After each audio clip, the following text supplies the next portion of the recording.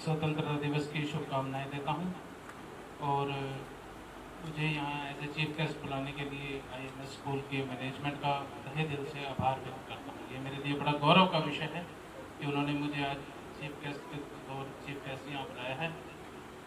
मेरी उम्र या मेरा ओहदा इतना बड़ा नहीं है, पर फिर भी इन्होंने मुझे इस लायक समझा, इसके लिए मैं इनका फिर से आभार प्रकट करता हूँ। आए हुए पेरेंट्स के प्यारे बच्चों, मैं आप सबको शुभेच्छा से अपना व्याख्यान शुरू करता हूँ। आज का दिन स्वतंत्रता दिवस भारत का आज़ादी का दिन है। बच्चों ने अभी जो परफॉर्मेंसेस की उसमें उन्होंने बताया और वो सब परफॉर्मेंस बहुत अच्छी थी, मुझे बहुत पसंद आई। तो आज का दिन भारत की स्वतंत्रता का दिन है। ये दिन वो दिन है जब हम देश के लिए कुर्बान होने वाले शहीदों को याद करें। हमारा देश सोने की चिड़िया रहा और बहुत सी विदेशी ताकतों ने यहाँ पे आक्रमण करके देश को लूटा है, देश को बर्बाद किया है। पर आज यहाँ जिस मौके पे हम खड़े हैं, 75वें स्वतंत्रता दिवस के मौके पे, आज हमें विदेशी ताकतों से खतरा नहीं है, ना ही उनके साथ हमारा कोई संज्ञान है। वो हमारी देश की सरकारें वो चीज़ मैनेज कर रही हैं, वो चीज़ देख रही है। और जो हमारे लिए भी आज करने का टास्क है वो ऐसा है कि भारत को जितना विदेशी ताकतों से खतरा है, उतना ही भारत को भारत की अंदरूनी ताकतों से भी खतरा है। कोई ऐसा भारत ने ऐसा युद्ध नहीं हारा जिसमें भारत की नेटिव आर्मी भारत के खिलाफ नहीं थी। उसमें भारत के लोगों ने ही विदेशियों का साथ दिया, तभी भारत पर आक्रमण हुए और तभी वो जीते हैं।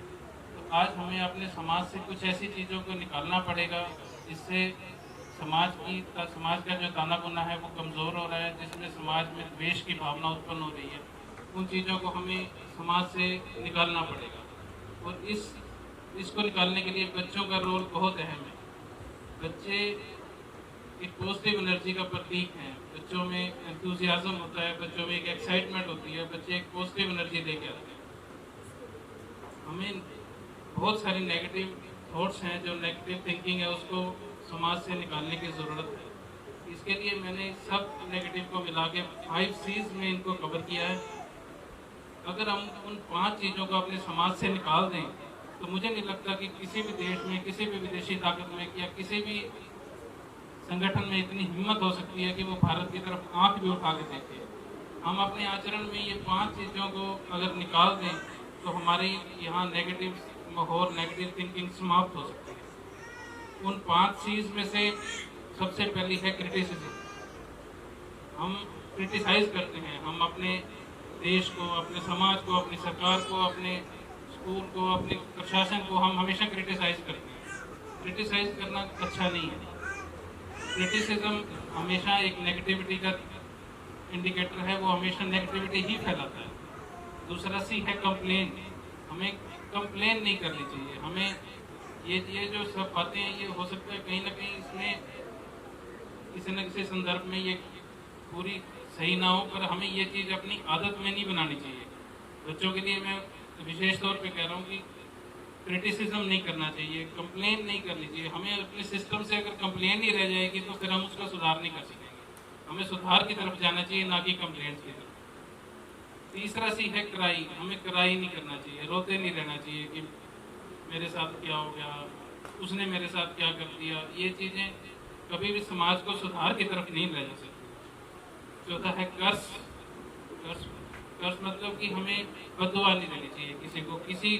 हमें हमेशा शुभ इच्छा से सबकी भलाई मांगनी चाहिए। कभी भी किसी को बददुआ नहीं देनी चाहिए, जा तेरा ये हो जाए, वो हो जाए। वो चीज़ों में हमें नहीं रहना चाहिए। 5वां है कंपेयर। हमें कभी भी अपने बच्चों को, अपने समाज को किसी दूसरे समाज से कंपेयर नहीं करना चाहिए। अगर इन 5 चीज़ों को हम अपने समाज से निकाल दें तो हमारे समाज में से नेगेटिविटी खत्म हो जाएगी और हम एक बेहतर समाज की तरफ अग्रसर हो जाएंगे। बच्चों के लिए, जैसे सर ने कहा कि बच्चों के लिए कुछ मोटिवेशन बताओ, तो बच्चों को अपनी ज़िंदगी को आगे ले जाने के लिए बहुत सबसे प्राइम ये है कि बच्चे अपना गोल डिसाइड करें। जैसे कि सर ने भी बताया कि सभी बच्चे डॉक्टर बनना चाहते हैं, तो डॉक्टर बनने बोलना या बनने चाहना, उसके लिए एक प्रोसेस है। वो एक गोल सेटिंग का एक प्रोसेस है। अगर आज एक बच्चा कह रहा है कि मुझे डॉक्टर बनना है, तो वो एक उसका गोल हुआ। सबसे जरूरी है उसको विजुअलाइज करना। सब बच्चे जो डॉक्टर बनना चाहते हैं, आंख बंद करके एक बार सोचें कि जब वो डॉक्टर बन जाएंगे तो वो कैसे लगेंगे। वो एक ओटी में ऑपरेशन कर रहे होंगे, वो कैसे लगेंगे। जब वो पेशेंट को देख रहे हो, वो कैसे लगेंगे। वो पॉजिटिव एनर्जी उनके सबकॉन्शियस माइंड में एंटर हो जाएगी और वही पॉजिटिव एनर्जी उनको डॉक्टर बना ही देगी। ये जरूरी है। और बच्चों का उत्साह, बच्चों की प्रबल इच्छा, बच्चों का धैर्य, ये तीन चीजें ये ऐसे सूत्र हैं जिंदगी के जो बच्चों को किसी भी गोल को अचीव करवा सकते हैं। हमेशा बच्चों को उत्साह में रहना चाहिए। जो भी चीज आप चाहते हो वो आपकी प्रबल इच्छा होनी चाहिए और एक आप में धैर्य भी होना चाहिए। अगर आप उत्साही हैं, आपकी प्रबल इच्छा है, पर आप में धैर्य नहीं है, तब भी आप अपने गोल को नहीं अचीव कर सकते। एक आप में बाउंस बैक की पावर होनी चाहिए। किसी टाइम ऐसा भी आएगा जब आप गिरोगे, जब आपको लगेगा कि ये टास्क बड़ा मुश्किल हो रहा है, ये मुझसे नहीं हो रहा, पर आपको उस टाइम हारना नहीं है। जिन्होंने बिजली का आविष्कार किया, जिन्होंने एरोप्लेन का आविष्कार किया, डार्विन है, जितने भी हमारे साइंटिस्ट हैं, वो एक दिन में उन्होंने रिसर्च कंप्लीट नहीं कर दी। वो कम से कम उनके 1000-2000 बार उनके फेलियर हुए थे। अगर वो इस फेलियर को समझ के वो अपनी रिसर्च बीच में छोड़ देते तो आज हमारे पास ना टीवी होता, ना इलेक्ट्रिसिटी होती, ना कोई हेलीकॉप्टर, कोई टेक्नोलॉजी हमारे पास नहीं होती है। ये टेक्नोलॉजी एक दिन में नहीं बन रही है। इनको बनने में बहुत सारे साल लगे हैं और उनकी दृढ़ इच्छा और उनके संघर्ष ने ये चीज़ की है। तो कभी भी अगर आपके ज़िंदगी में आप गिर भी जाओ तो आपको बाउंस बैक करना है, उसको उठ के आगे चलना है। कुछ एक लोगों के कुछ ऐसे विचार हैं जो मुझे बहुत पसंद है और मैं हमेशा उनका आदर करता हूँ।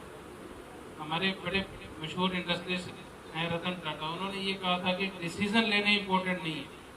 आप ये ज़रूरी नहीं है कि आप हमेशा सही डिसीजन लें। आप एक ऐसे रास्ते पे खड़े होंगे जब आपको एक डिसीजन लेना पड़ेगा, पर उस डिसीजन को सही प्रूव करना ही इम्पोर्टेंट है। कोई डिसीजन सही या गलत नहीं होता। आप एक डिसीजन लो और फिर उस डिसीजन को सही प्रूव करने में अपनी ज़िंदगी लगा दो। जब वो डिसीजन सही हो जाएगा तो दुनिया ये कहेगी कि इस बंदे ने डिसीजन ठीक लिया था। आज की उसमें दुनिया आपका साथ नहीं देगी, पर जब वो डिसीजन आप उसको सही प्रूव कर दोगे तब दुनिया कहेगी कि ये सही था। बच्चों के लिए एक मेरा विशेष वो है कि समय बर्बाद ना करें। आजकल बच्चे गैजेट्स में, कंप्यूटर में, मोबाइल में अपना बहुत सारा समय व्यर्थ करते हैं। बच्चे भी क्या, बड़े भी करते हैं। तो अगर आप समय को बर्बाद करते हो तो समय आपको बर्बाद करेगा। इस चीज़ का हमेशा अपने मन में ध्यान रखें। आज कोविड के संदर्भ में मैं जो हमारी एक प्रार्थना है जिससे हम अपना काम शुरू करते हैं, उसको भी यहाँ करना चाहूँगा, क्योंकि आजकल कोविड में किसी की कोई वो तो है नहीं। ये तो एक किस्मत की बात है, किसी को ऐसी बीमारी ना लगे जिससे उसकी वो हो। सर्वे भवन्तु सुखिनः सर्वे सन्तु निरामया सर्वे भद्राणि पश्यन्तु सर्वे सन्तु दुःखभाग् भवेत्। हमेशा सारे सुखी रहें, ये इस कामना के साथ हमें उठना चाहिए। इस कामना के साथ हमें ज़िंदगी को जीना चाहिए। हमें सबके लिए शुभ इच्छा, स्वास्थ्य की कल्पना करनी चाहिए। और जहाँ तक मैंने बच्चों के उत्साह की बात की, एक उत्साह था हमारे देशवासियों का, जिन्होंने ये बोला था, सरफरोशी की तमन्ना अब हमारे दिल में है, देखना है जोर कितना बाजू का दिल में है, वक्त आने दे बता देंगे तुझे आसमां, हम अभी से क्या बताएं क्या हमारे दिल में। तो ये सरफरोशी की तमन्ना, ये वो क्रांतिकारियों का वो उत्साह था जिन्होंने, जिस उत्साह ने उन्होंने देश के मिटने के लिए भी वो तैयार हो गई। और लास्ट में एक देशभक्ति का ही एक और दोहा प्रस्तुत करूंगा, उसके बाद अपनी स्पीच को यहाँ खत्म करता हूँ। जो भरा नहीं है फामों से, जो भरा नहीं है फामों से, बहती जिसमें रसधार नहीं, हृदय नहीं वो पत्थर है जिसमें स्वदेश का प्यार नहीं। भारत माता की जय, वंदे मातरम।